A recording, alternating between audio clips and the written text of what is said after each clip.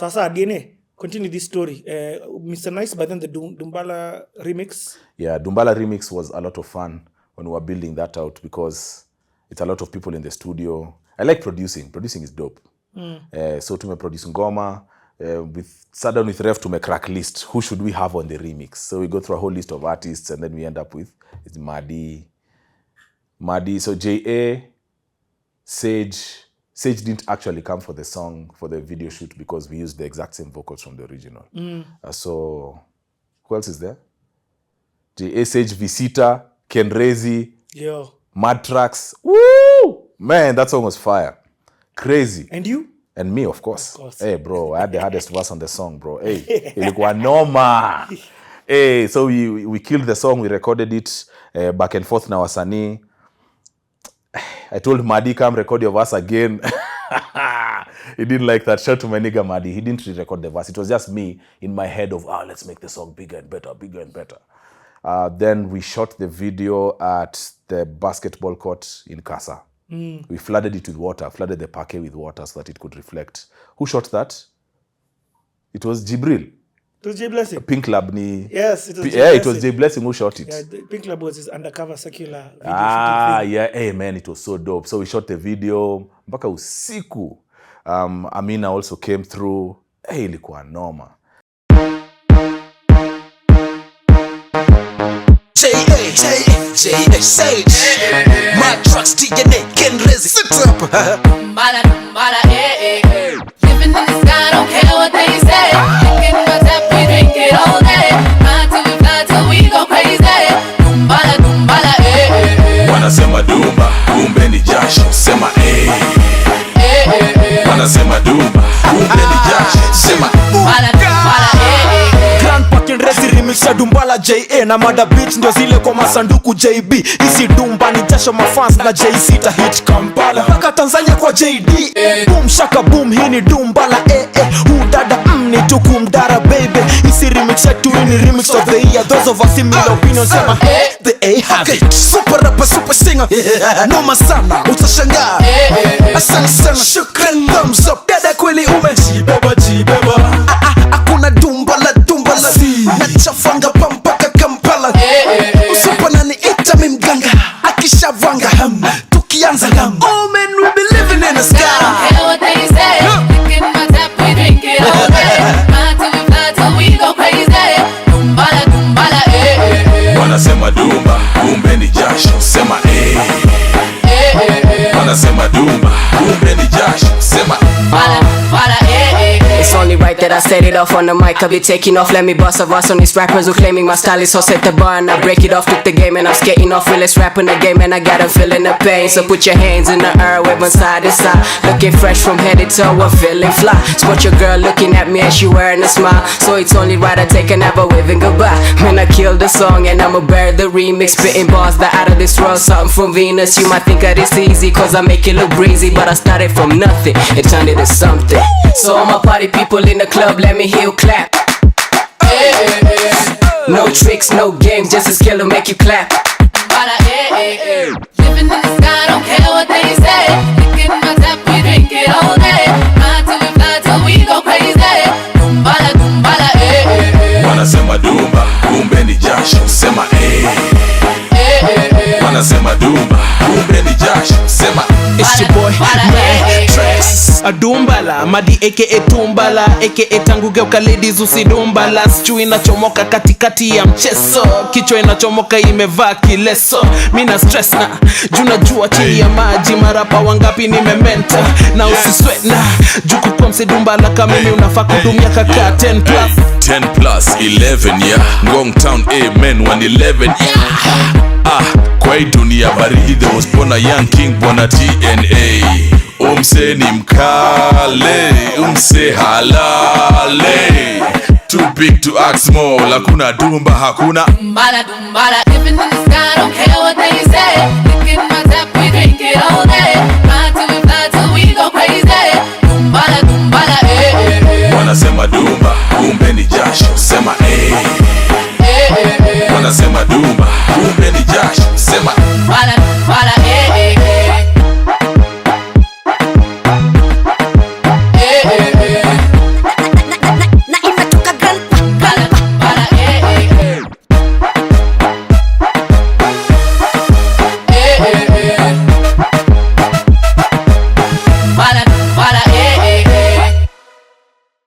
So now, bro, we're on a roll.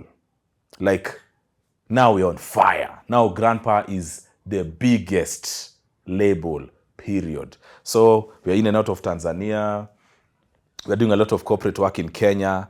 And all along, me and Ref, we had been talking about the legendary artists. So while I was hustling nikiwa Nazarene, my hustle at the time was, I used to get these jobs for selling SIM cards na vitu kama hizo. Ni hizi tu majobs za brand ambassador, jobs za vijana wadogo. Yeah. And at that time, Mr. Nice was huge in Kenya. So I think Mr. Nice was like the first regional superstar.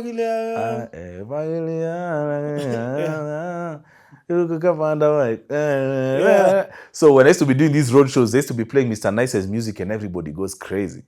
Mr. Nice, in fact, had come to Kenya and done a street bash and they shut down the roads and all that.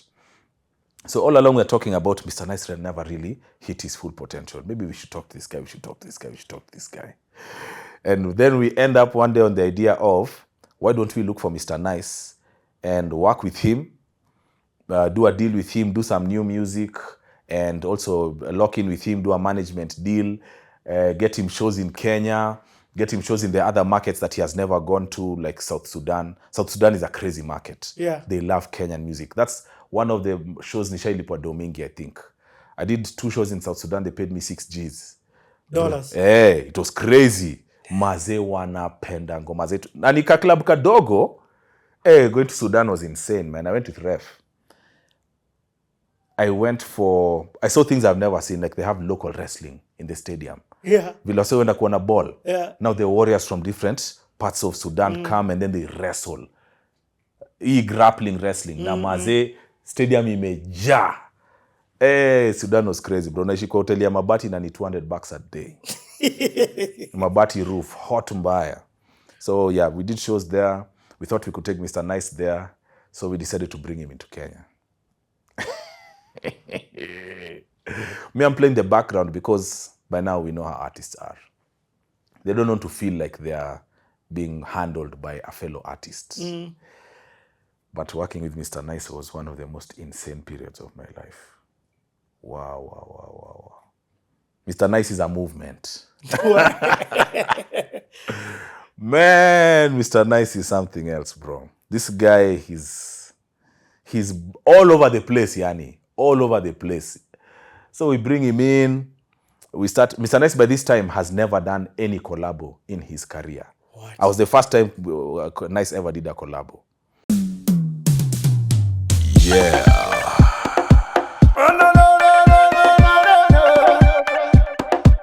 Ingoma ni kali. Kila siku natafuta anatema kupumzika. Kila siku natafuta kila siku natafuta anatema kupumzika. Kila siku natafuta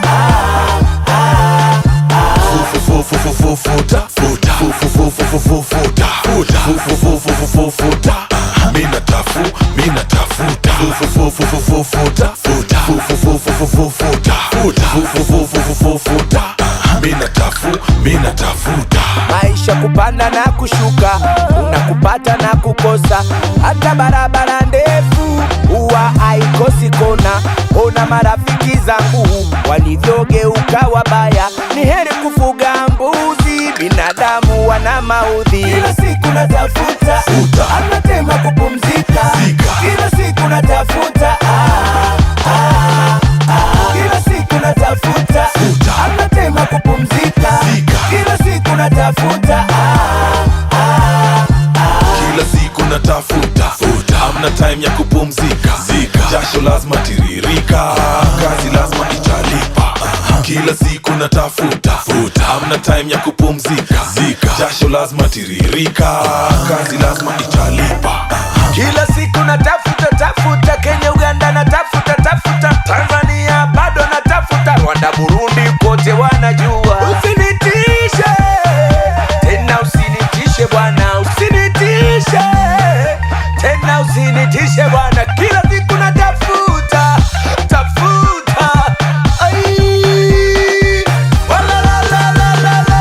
kila siku natafuta anatema kupumzika. Kila siku natafuta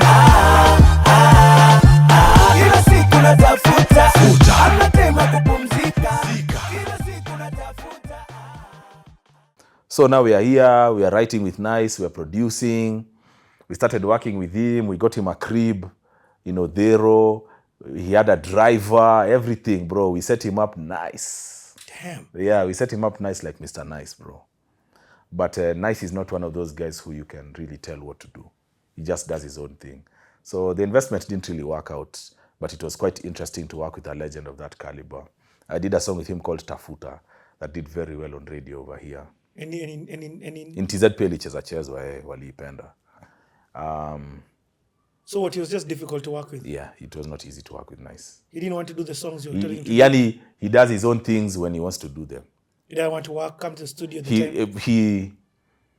He's not used to this label system. Yeah, he was used to being an independent artist and had already become a legend. So it's not so easy to tell him. Can't teach an old dog new tricks. Ati tufanye hivi ama fanya hivi. So that lasted a while, then it came to an end. Like how long have you kept him now? Shout to Mr. Nice. We worked with Nice for how long? Maybe a year. A year? Maybe, yeah. We did a bunch of shows. Hey, bro, that was one of the first times I did a show we did the Churchill Kids Festival in Nairobi. Yeah. Then I flew down on the 6 o'clock to Mombasa to do a show with Mr. Nice. That was the first time in my career I'm performing and guys don't want to see me. Wamama wamekuja wanataka kuona Nice. Yeah. Bro, I'm performing kama kawaida. Then Banjuka guys are like, hey, tunamtaka Nice. Nice aliingia place ingine noma. Bro, Nice. It was too crazy. It was too crazy. Too crazy. So he has his audience and his following. So yeah, we did a bunch of shows with Nice. Took him. So for that 1 year, you guys housed him here? Yeah, he was staying here, of course. We have to take care of him. So, yes, sasa unacheki, this other model will not work. Sasa huyu lazima umweke ki-star. Nyumba, pay someone on call when he needs to buy stuff, nini. Yeah. Pay him a per diem? Trying to get him shows as frequently as possible. Okay. Yeah. So that was the model. But we never got to the big payout, which we thought was the Juba show. We thought we were going to rob the bank with that one. But a few months in, wanaume wakarealize, hapa hivi maybe it's better if everyone does their own thing. So he did his own thing as we continued doing our things. Okay. Yeah. So it was quite a wild ride. Tukapiga hizo mashughuli. Shows, songs, more citizen campaigns. Shows, songs. Mimi hapa na pale mazee pombe imeanza kusneak inarudi kwa maisha yangu, bro. Oh man. Are you doing anything outside of music at this time? Yeah, I have other businesses I'm setting up. Because with the music, it's just knowing that hii pesa ya weekends ama ya campaigns inawezaisha. And you never know. And we had lived off that model before. Then when the shows dried up, it leaves you hanging. So I decided to build out other businesses and start to invest, putting money here and there, buying land, vitu kama hizo. So that was the Grandpa Run. We did all those songs. Visita, we continued working together. So you leave Grandpa, but you still work with Visita? No, I'm still at Grandpa at the time. Okay. Visita now has joined. I left Grandpa. I had a 2-year contract. And as it started to come to an end, I decided I didn't want to renew the contract. Yeah, I felt like there was another level that I wanted to get to. But I couldn't see the move happening over here. So me and Ref, for a minute there, it was like, bro, now we've just started building and then you want to leave. But on my side, I'm saying, it was a 2-year contract, I'm free to leave. So back and forth hapo na pale. But the Grandpa era really now cemented all the work I had done. Because I'd been able to be successful in more than one label, with more than one producer. Yeah. We'd been able to build up even other artists now. Ken Rezi has had his second run. We are working with Akina TL Mo. We are working with Fisherman. So many artists came and got platform with us. When we did a song like Fimbo Chapa, all those artists came and rolled out their own songs also, and they became successful. So I think we had a pretty good run. We had a very good run. We did very good business. Shout to Ref. And within the course of getting called to do gigs or to do endorsements and stuff like that, I started meeting other business people. And in my mind, now I started to see other opportunities. I felt like there was a roof on this music thing. Unaweza piga do kubwa ndio, true story. And this is at the time. The money in music now is insane. It's ungodly amounts of money. Yeah. Yeah, I hear what guys are paid for shows now. I'm like, oh man. Should have stayed. What? Crazy. I'll be back. But kila msee na time yake. Sometimes you can also chase something. And I realized that was an issue. I felt like, are you doing this because now at this point, are you doing this because you want to do it or because there's a lot of money so you feel like you can run up a bag over here? All the things I've done when I was when money was the driver, many of them didn't work. Yeah. Many of them didn't work, to be honest. So I've had this back and forth within myself of, sasa bro, unadui kitu juu inafaa kufanywa ama unaifanya because siku hizi ati iko na do. So, no.